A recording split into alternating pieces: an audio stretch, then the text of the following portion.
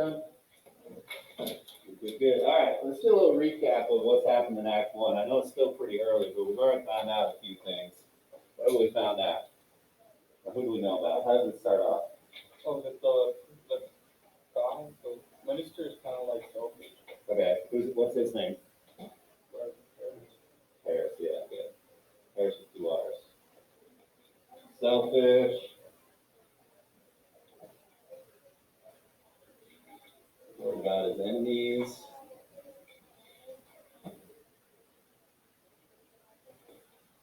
And what else? So not just about him, but like literally what's happening in the story that's around him. his daughter living. Yeah, daughter won't wake up. We don't know what's going on.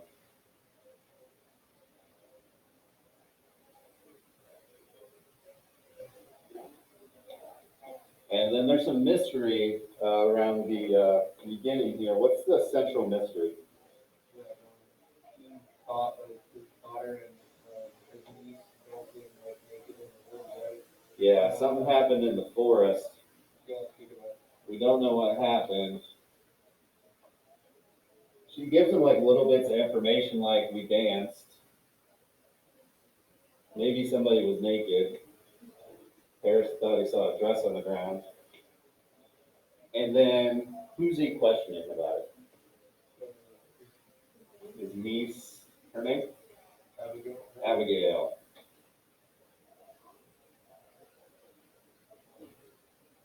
And he asked, is your name basically white or pure in the village? Keep going. Yeah, he's going at her for something, but we don't know what quite yet. So stick with the same parts as Friday. We'll pick up right with Abigail in the middle with an edge of resentment. All right, Abigail with an edge of resentment. Why, I'm sure it is, sir. There will be no blush for my name. Harris to the point. Abigail, is there any other cause that you have told me for your being discharged from giving Proctor's service? I have heard it said, and I tell you as I heard it, that she comes so rarely to the church this year, for she will not sit so close to something soldier. What signifies that remark? She hates me, uncle. She must. For I would not be her slave. It's a bitter woman, a lying, cold, sniveling woman, and I will not work for such a woman. She may be, and yet it has troubled me that you are now seven months out of the house, and all this time no other family has ever called you for your service. They want slaves not such as ours. Let them send Barbados or that. I will not black my face for any of them. So that's kind of racist there. So basically, I won't be like a black slave. They need to treat me like a person, is what she's saying there. All right, so let's get back to this line of questioning. What other things is he questioning her about? What her name? Wait, no. Well, After her name. Her family, or like, is she like homeless? What, Goody Proctor? Abigail, is there any other cause than you have told me for your being discharged from Goody Proctor service? What does that mean? Discharged from her service. Yeah. So, now she's fired by Goody Proctor. Whenever you see Goody, that just means Mrs. Because you'll see Goody used on more than one name. It just means Mrs. So don't get confused by that. They're not all named Goody. Okay, so she's fired by Goody Proctor, and then what does Goody Proctor say about her? Or what remark does she make? It's in that same She's a quote. So not what Abigail. rarely goes to not Abigail. Why? Why isn't Goody Proctor go to church anymore? It's in there, same. Want to sit next to somebody that's not here. Yeah, she won't sit next to someone so soiled or so sinful, basically. So we have this idea that she's a senator, must have done something back. She was fired, and Goody Proctor really seems to hate her. And then what other thing does he ask her to go down? To his next quote, Paris's next quote. That no other family has called for his service. Yeah, and how long? 7 months. 7 months. No one else will hire. So put all that together, what do you think happened? Do we know?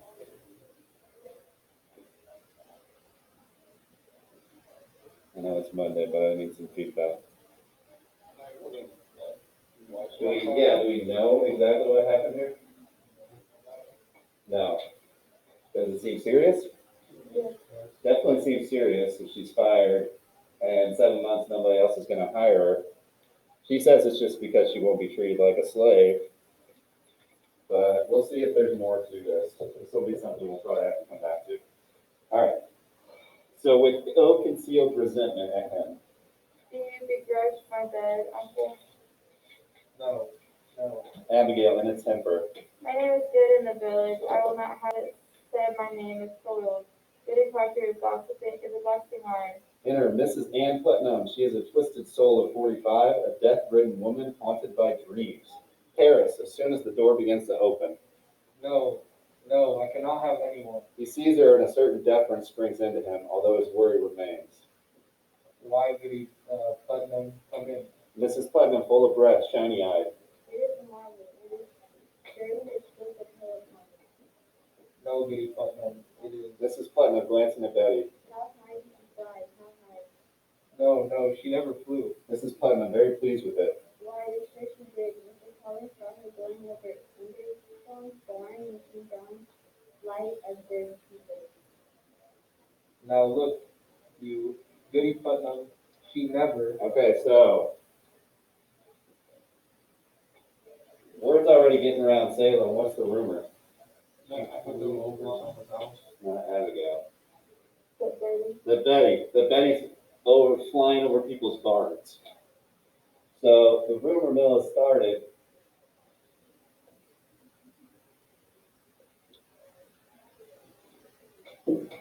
People are saying Betty flew.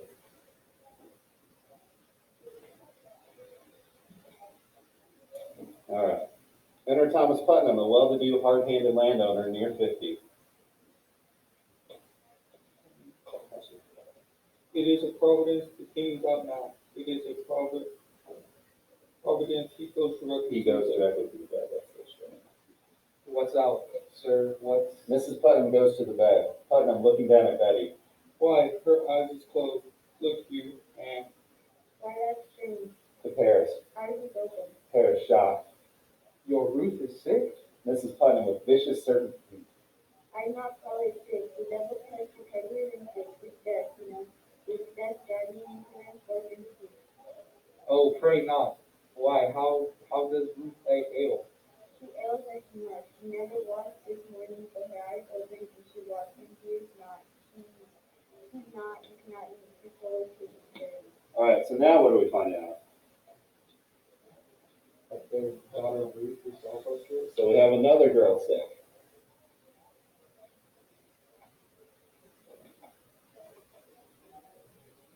So Ruth, daughter of the Putnams. But she's acting differently than Betty. So what's going on with Betty? I just won't wake up. Betty just won't wake up. Yeah, she's not doing anything. What is Ruth? What's going on with Ruth? She can hear him, but she just like, can't eat or whatever. Yeah, she's just walking around like a zombie, basically. So she won't talk to anybody, she won't eat, but she's awake, her eyes are open, she's walking around, she's just not interacting with anybody. So there's something strange going on for sure. All right, Paris is struck. Okay, before this, what do the Putnams say it is? The devil. Yeah, the devil's work. Do they need to be convinced of it? No, they jump right in. First thing she says is, Surely a stroke of hell upon you. First words out of her mouth. So she walks in the door saying, yep, it's witchcraft. All right, back to it. Paris is struck Putnam as though for further details. They say you sent before Reverend Harold Beverly. Paris, with dwindling conviction now. A precaution only. He has much experience in all demonic arts. And I, He has indeed in strong ovation that we last year and this year.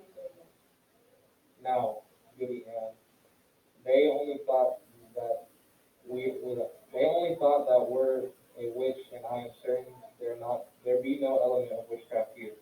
No witchcraft? Now look you, Mr. Paris. Thomas, I pray you, leave not to witchcraft. I know that you least of all, Thomas, would ever wish so disastrous a charge laid upon me. We cannot leave to witchcraft. They will howl me out of Salem for such corruption in my house. Again, what's he worried about? So, Himself. Elfish. All right, then it's going to give you a little bit of background on Thomas Putnam, but we can pick that up through context. So we're going to skip ahead to back to the dialogue.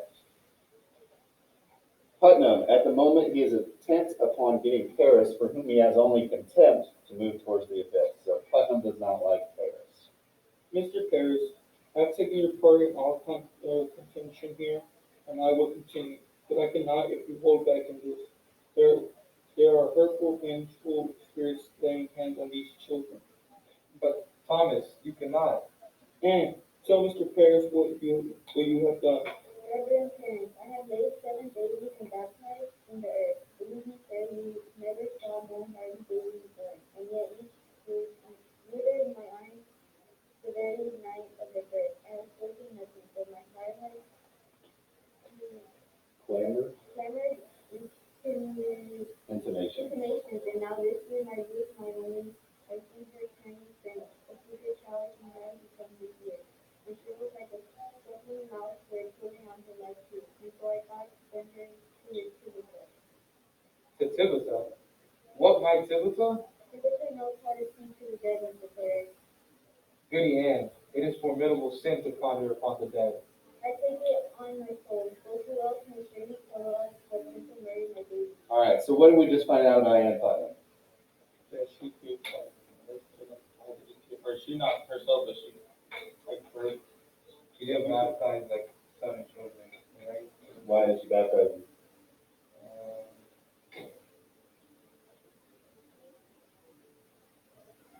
Because they died before she could. So basically, she gave birth to 7 kids, and all of them died within like a day of giving birth.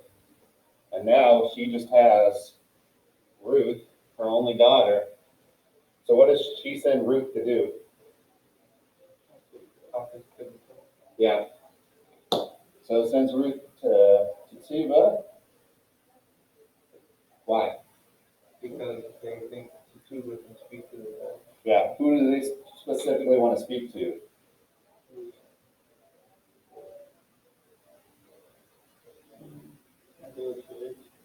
What kids? Yes. So they want to speak to the 7 babies that died because Ann Putnam is dead sure it's witchcraft. And she wants Ruth to talk to Tuba so they can talk to the 7 kids and say, basically, who murdered you? So who's the witch? So Anne's the granddaughter? What? So Anne is the one who like made all this happen? We don't know if they were already planning to meet in the forest, but we do know that Anne sent Ruth to Tuba specifically to conjure the dead. Okay. Yeah. We don't know if she's behind it or what's going on. All right. Paris, horrified. Woman, They were married, Mr. Paris, and Margaret too. Margaret, last time I was ever so close to a little spirit. I know it, sir. For how else is the just gone now, except some powers of darkness to close him out? It is a marvelous sign, Mr. Paris.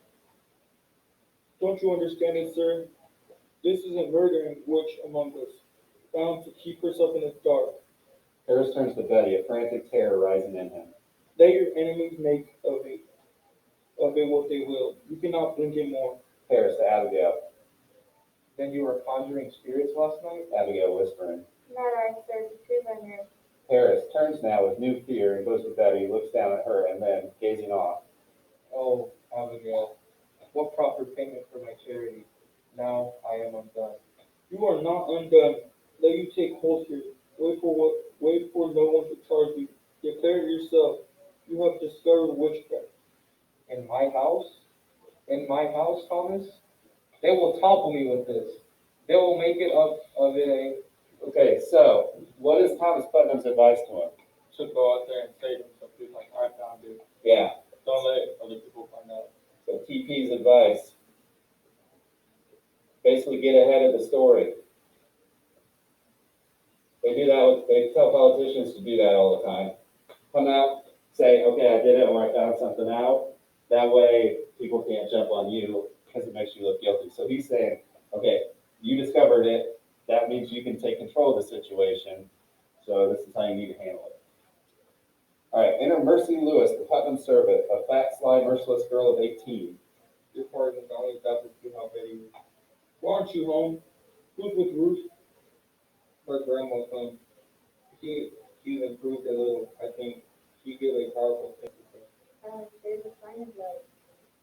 I fear no more. Betty Putnam. It were a grand sneeze. Another like it will shake her wit together. I'm sure. Speak. Okay, so the sneeze thing is basically the old belief that when you sneeze, you're sneezing out demons. So it's like, oh, the demons are coming out now. Sure. She goes to the bed to look. will you leave me now, Thomas? I would pray a while alone. Uncle, we prayed since midnight. Why don't you go down and... No, To Putnam.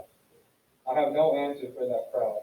I'll wait till Mr. Hale arrives. So basically, all the scenes in this are taking place in like an upper room, and then downstairs the town is just kind of gathered around as people in small towns do, trying to figure out, talking amongst themselves, trying to figure out what's going on. To get Miss Putnam to leave. If you will, Gideon. Now look, you, sir, let you strike out against the devil, and the village will bless you for it.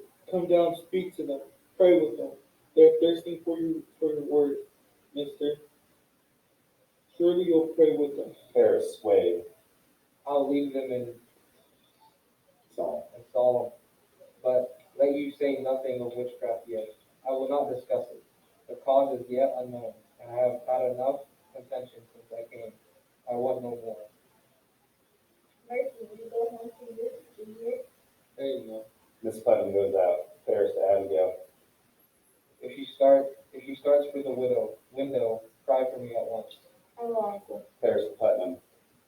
There's a terrible power in their arms today. He goes out with Putnam. Abigail with hushed trepidation. How is your sick? Oh, it's Rita's, I know not. She seems to walk like a dead one since that night. Abigail turns at once and goes to Betty, and now with fear in her voice. Betty. Betty doesn't move, she shakes her. Oh, now stop this. Betty, sit up now. Betty doesn't stir. Mercy comes over. Have you tried beating her? I gave Ruth a good one, and it worked her. Wait her for a minute. Here, let me have her. So what's Mercy's advice? Just beat him. Just smack her up a bit. That'll wake her right up. I hit Ruth and it worked. Abigail holding Mercy back. Now he'll be coming up. Listen now, if they be questioning us, tell them we danced. I told them as much already. Alright, and what more? He knows the tuba conjures Ruth's sisters to come out of the grave. And what more? He saw you naked. Okay, so naked. Yes, it was Mercy that was naked. Also, they were conjuring spirits in the forest. So little by little, all this stuff is leaking out, but we don't know if that's the extent of it or if there's more that went on. But what are they doing right now as a group, the girls? Not necessarily an alibi, but just, their story straight. yeah, we're getting our story straight right now, okay? This is what happened. This is the only information we're giving them. That means there's probably more that happened out there. They're just like, okay, it stops here. All right. Mercy, clapping her hands together with a frightened laugh. Oh, Jesus. Enter Mary Warren, breathless. She is 17, a subservient, naive, lonely girl. What did you do? I just want to What is her? What is that? Mercy, pointing and looking at Mary Warren. She needs to go. I know it. Having got to go. The two reasons having tested them and best into the too much for the poor daddy. It's only the rich for them can get it. Oh, we'll do it. Notice the italics on the word we. So Mary Warren's trying to say, oh, you're only going to get whipped for dancing. And Abigail's like, no, we'll be whipped. Like, you're right on this too. I never done one of it. I only look. Mercy, moving menacingly toward Mary. Oh, you're a great one for looking, aren't you, Mary Warren? What a grand speaking courage you have. Betty, on the bed, whimpers. Abigail turns to her at once. Betty? She goes to Betty. Now, Betty, dear, wake up now. It's Abigail. She sits Betty up and furiously shakes her. I'll beat you, Betty. This poor girl. They're talking about how they're going to beat her, and then they're just like shaking her. Betty whimpers. Ma, you seem improving. I talked to your papa and I told him everything, so there's nothing to... Betty darts off the bed, frightened of Abigail, and flattens herself against the wall. Abigail with alarm as she cautiously approaches Betty. What ails you, Betty? Your mama's dead and buried. That's sad, Mama. What is that? So this poor little girl, after hearing all these girls say, oh, let's just smack her around a bit to wake her up, she's like, I want my mommy. And Abigail comes back with what? What'd she tell her? Your mom's dead. Your mom can't help you right now. Are we starting to get a clearer picture of Abigail? What do you think of her? Also kind of social. Okay, self-centered. She's willing to lie, or at least hold back the truth. Yeah. So maybe this has something to do with why she was fired. But we're starting to get a clear picture of her, and she doesn't seem like that brave a person. All right. She raises her arms as though to fly and streaks for the window, gets one leg out. Abigail pulling her away from the window. I told him everything. He knows now. He knows everything we... You didn't tell Dad. You didn't tell him that. Betty, you never say that again. You will never... You did. You bring the song to John Becky's wife. You bring the song to his wife. Oh? Okay. So now there's more that happened in the forest. What else happened? She drank blood. Make some blood charm. To kill who? John Proctor's wife. To kill John Proctor's wife. Huh. That's interesting. So we know there's definitely some animosity between these two. We don't know if she did it because she was fired, but then why was she fired? So we gotta figure this out. Abigail smashes her across the face. Shut it. Now shut it. Betty, poor girl. Betty collapsing on the bed. Mama. She dissolves into tears, into sobs. Now look at you, all of you. We danced. Okay, one second. Listen real closely to this next monologue that Gabby's going to give of Abigail, because there's some powerful imagery. You'll get a real good glimpse of who Abigail is from this.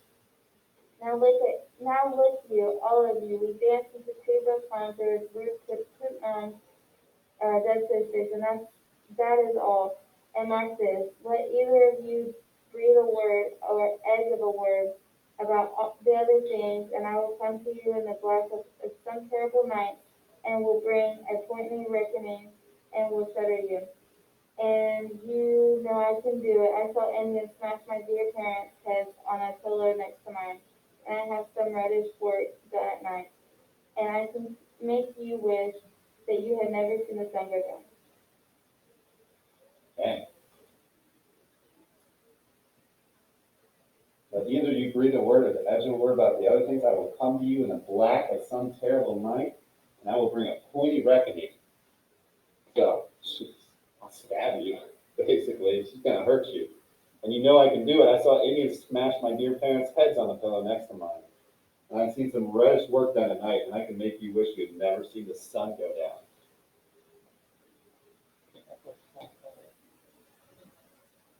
Traumatized. A little violent.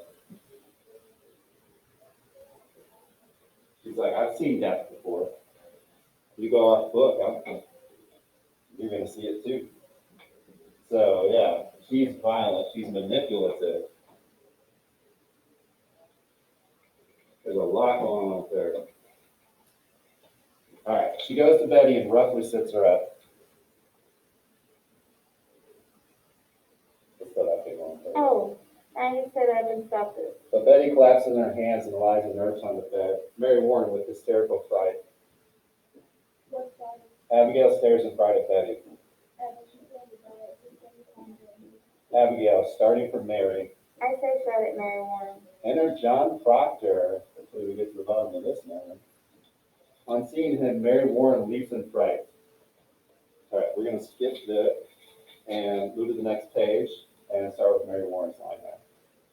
Oh, I'm just going home to talk. Be you foolish, Mary Warren? Be you deaf? I forbid you to leave the house, did I not? Why shall I pay you? I'm looking for you more often than my cows. I was going to see great news. I'll show you a great deal on your horse one of these days. Now get you home. My wife is waiting for your work. Okay, so Mary Warren obviously works for the Proctors. I like that one. I'll show you a great tune on your arsenal these days. All right, trying to retain a shred of dignity, she goes slowly out. Mercy Lewis, both afraid of him and strangely titillated. I'd best be off. Best be off. I have my roof to watch. Good morning, Mr. Proctor. Mercy sidles out. Since Proctor's entrance, Abigail has stood as though on tiptoe, absorbing his presence wide-eyed. He glances at her, then goes to Betty on the bed. I almost forget how strong you are, John Proctor. What do you think about that? That line. Okay, she's absorbing his presence wide-eyed, and her first words to him are, "God, I almost forgot how strong you are, John Proctor." That's weird. Like flirting with him. Huh. So, let's see. So there's some flirting going on.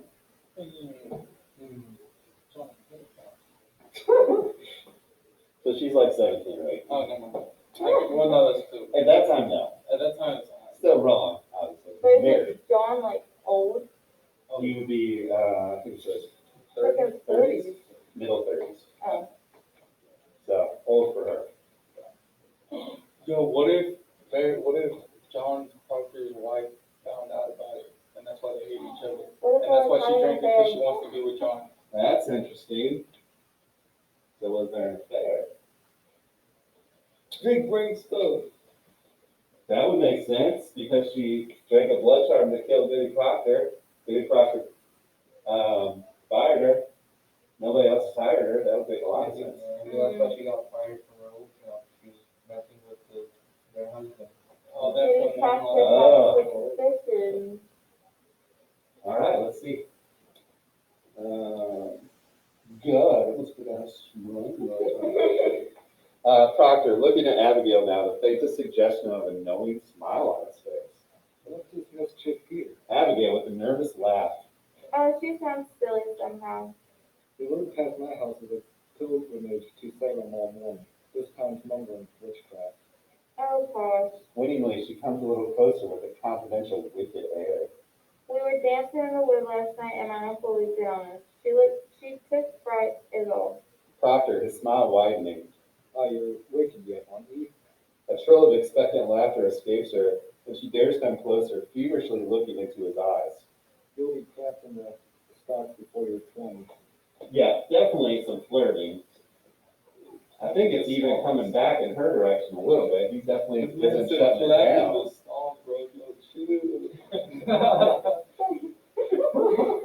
So he's like, man, you're a naughty girl. All right, he takes a step to go, and she springs into his path. Give me a word, John. A soft word. Oh! Don't you? I don't bet.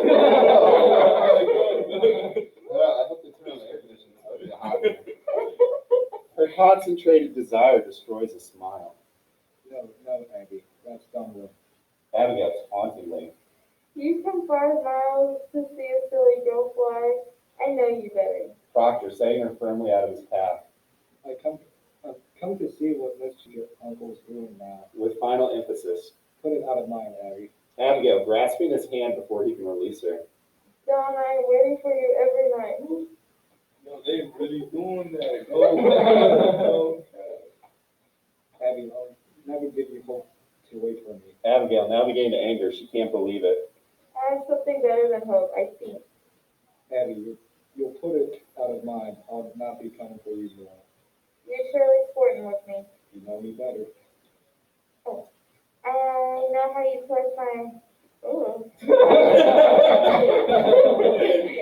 My back behind your house, sweating like a stallion. Okay, I think we can erase that question mark. Fair. I feel like this is Definitely not went right. I feel gross, yo. I gotta go to church real quick. I'm not even Catholic, but I'm gonna go from the past. Somebody get this girl a drink. She's thirsty. Or did I dream that? If she put me out, you cannot pretend it were you. I saw your face when she put me out, and you loved me when, wait, then and now, you do not. Abby, that's a wild thing to say. A wild thing may say wild things, but not so wild, I think. I have seen you since you put me out. I have seen you nice. I've hardly stepped off my farm this 7th month. I have sensed for heat, John, and I don't like this. I do not like this. And yours has drawn me to the window, and I have been wait, I have seen you looking You're out. so. I know, like, I do not want to read this so bad. Okay, burning in your loneliness. Do you tell me you never looked up at my window? I may have looked up. Abigail now softening. And you must. You are no wintry man. I know you, John. I know you. She is weeping. I cannot sleep for dreaming. I cannot dream, but I wake and I walk about the house, and as though I find you coming through the door. She clutches him desperately. Proctor gently pressing her from him with great sympathy but firmly. Child. Abigail with a flash of anger. How you call me child? Abby, I may think of you softly from time to time, but I will cut off my hand before I'll ever reach for you again. Wipe it out of mine. We never touched Abby. Aye, but we did. I believe did not. Abigail with a bitter anger. Oh, I marvel how such a strong man may let such a sickly wife be. Proctor angered at himself as well. You'll speak nothing of Elizabeth. She is blackening my name in the village. She is telling lies about me. She is cold, sniveling woman, and you bend to her. Let her turn to you like a. Proctor shaking her. Do you look for whipping? I think she is with the problem. Yo, Mr. Rush, chill. So yeah, there's definitely something that went on there, and I think the affair explains it. Abigail, obviously still, Abigail wants John. Does he want her? No. Yeah, John, he's trying to get past it. Obviously they did something, Yeah. but there you can see he starts to shut it down, especially when she mentions his wife, and then he gets really mad. Are they still in the same room with all the other girls? No, everybody left. Oh, I think Betty's still there, but she's just kind of laying on the bed again. All right. A psalm is heard being sung below. Abigail in tears. I looked for John Proctor that took me from my sleep and put knowledge in my heart. I never knew what a pretense psalm was, and I never knew the lying lessons I was taught by these Christian women and that they're covenant men. And now you can bid me tear the light out of my eyes. I will not, I cannot. You love me, John Proctor, and whatever sin it is, you love me. He turns abruptly to go out. She rushes to him. John, pity me, pity me. The words going up to Jesus are heard in the psalm, and Betty claps her ears suddenly and whines loudly. Betty? She hurries to Betty, who is now sitting up and screaming. Proctor goes to Betty as Abigail is trying to pull her hands down, calling Betty. Proctor, growing unnerved. What's she doing? Go what age tells you. Stop that waiting. The singing has stopped in the midst of this, and now Paris rushes in. What happened? What are you doing to her? Betty. He rushes to the bed, crying, Betty, Betty. Mrs. Putnam enters, feverish with curiosity, and with her Thomas Putnam and Mercy Lewis. Paris at the bed keeps lightly slapping Betty's face while she moans and tries to get up. She heard you singing and she suddenly she's up and screaming. The song, she cannot bear to hear the Lord's name. No, God forbid. Mercy, run to the doctor. Tell him what's happened here. So, again, more ammunition for Ann Putnam, because when they start singing about the Lord, Betty starts crying, and basically they say that's a sign of like demonic possession or something weird's happening. You can't hear the name of the Lord. So she's using that as further proof there. Mercy Lewis rushes out.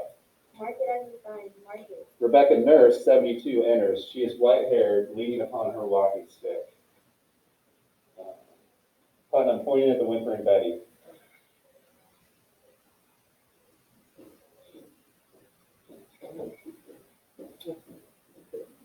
Betty, that is notorious on witchcraft, afoot. Betty Nurse, a prodigious sign. My mother told me that, and they cannot bear to hear the name of. Paris trembling. Rebecca, go to her. We're lost. She suddenly cannot bear to hear the Lord's. Gallus Corey, 83, enters. He is nodded with muscle, canny, inquisitive, and still powerful. I'll just leave that there. There's heart sickness here, Gallus Corey, so please to keep the quiet. I've not said a word. No one here can testify to said a word. Is she going to fly again? I hear she flies. So, man, be quiet now. Everything is quiet. Rebecca walks across the room to the bed. Gentleness exudes from her. Betty is quietly whimpering, eyes shut. Rebecca simply stands over the child and gradually quiets. And while they are so absorbed, we may put a word in for Rebecca. Rebecca was This the isn't one. all Putnam. This is just explanation. So Rebecca just basically goes over to her and does what? She just stands there and kind of soothes her. Everybody else is screaming witchcraft, and Rebecca's just like, calm down. So what do you think about Rebecca? Seems like she's over it. She cool. Seems like she's not. Calm.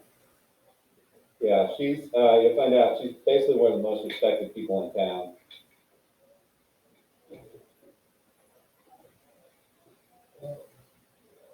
She's an older lady, she's been in the church forever, so everybody just kind of like wants to listen to what she has to say. All right, so we'll go over to the next page at Mrs. Putnam, astonished. What have you done? Rebecca, in thought, now leaves the bedside and sits. Paris, 1% relieved. What do you make of it, Rebecca? Putnam, eagerly. Goody nurse, will you go to my room and see if you can wake her?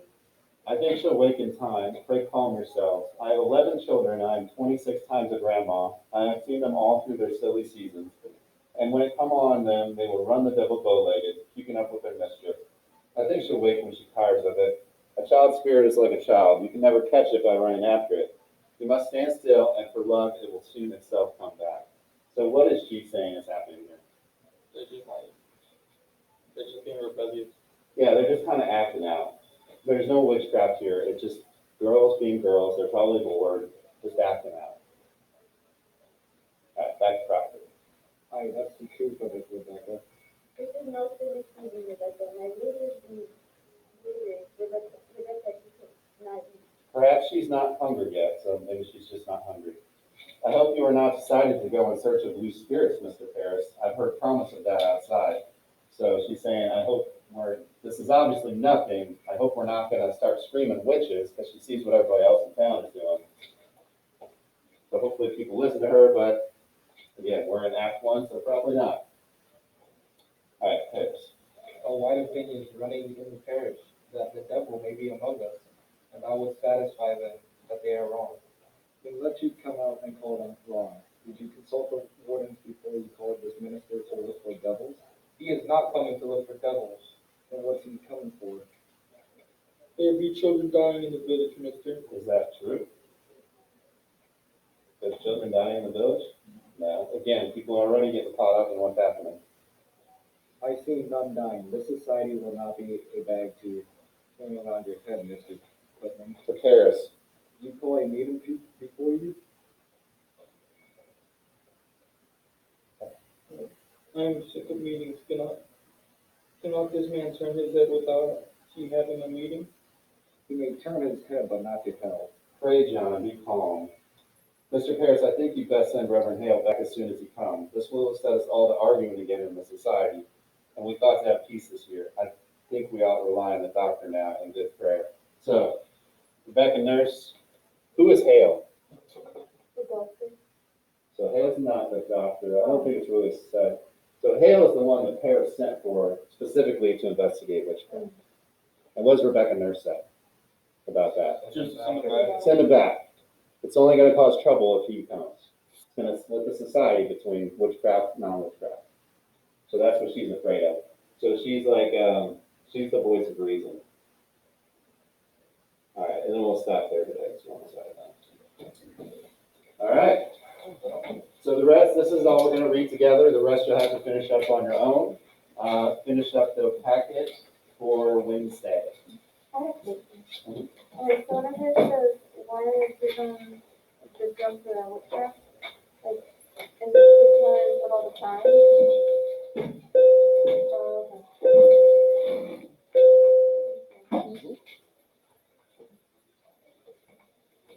They're already sure there's going to be witchcraft in town forever. Bye, Mr. Mullins. All right, have a good one.